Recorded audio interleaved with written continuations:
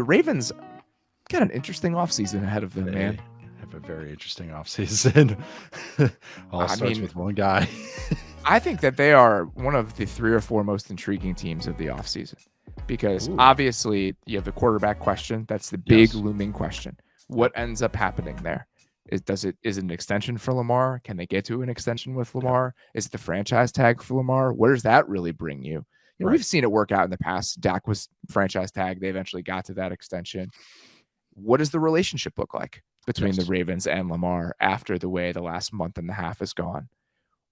What do you do? It's been a long day. What do you do at your offensive play caller spot based on the way that this year has gone, based on some of the struggles that you've had throwing the football consistently? What do you do at your pass catcher spots so you get to a point in a playoff game where if Rashad Bateman goes down, you aren't throwing to Sammy Watkins and James Prochet and Demarcus Robinson, who you signed off the street. You're not handing the ball off to Mark Andrews.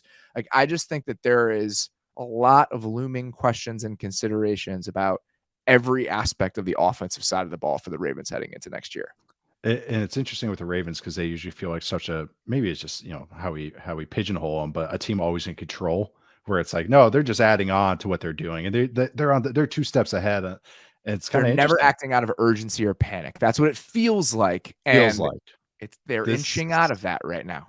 Yeah, it's uncharted waters. I mean, obviously it is for them. For a lot of franchises, with your youngest MVP winner in NFL history is now in a contract situation, and really, what is the answer? No, but it is fascinating what they're going to do, because I think of what you said, even with the play caller. Even with Lamar coming back, would have been interesting what they did with the play caller. Now with Lamar and Greg Roman being such a specific type of play caller and what he does and brings to an offense, good and bad. Like there is, as much as I've dogged Roman on the show for years and years, there's a lot of good that he does bring to the table. There is some creativity in the run game and all that, but it was very much a Lamar move to make him the play caller in the first place. So what happens there? It is truly, truly fascinating, because this team too has some really interesting pieces, like Kyle Hamilton coming along, Tyler Linderbaum coming along, all these other guys, Roquan Smith, of course, they re-signed. They got some really cool pieces. Okay, but it's a huge pivot point for them, and it's gonna be really, really fascinating. I'm wondering whether or not they think that this model on offense has run its course, or if they think it's best to stay that course because it sets their quarterback up to succeed, and that's the guy they want playing quarterback. I don't know the answer to that. I don't know what they think about that, but I think their answer to it ultimately could help shape their offseason. And it's not a bad thing to be the Navy of the NFL. And I don't mean that just because they run the ball, but to zag when everyone else is zigging. Like, it's not a bad thing to have a unique offense that's a pain in the ass for everybody. That could be a very good asset. So that's the thing, is that, I don't know what the good answer is. I think even with that in mind, though, you still need pass catching options and answers on 3rd and 7. And Mark Andrews is a really good player. Please give me a 6 or taller receiver. Please some ball winner. Somebody that's going to make a play for you in a big moment. Yes. And I know Andrews is a good player, but other than that, and just like the structure of the passing game, it just feels like they have less answers in some of those high leverage moments outside of Lamar do something than a lot of the other really good teams in the NFL have.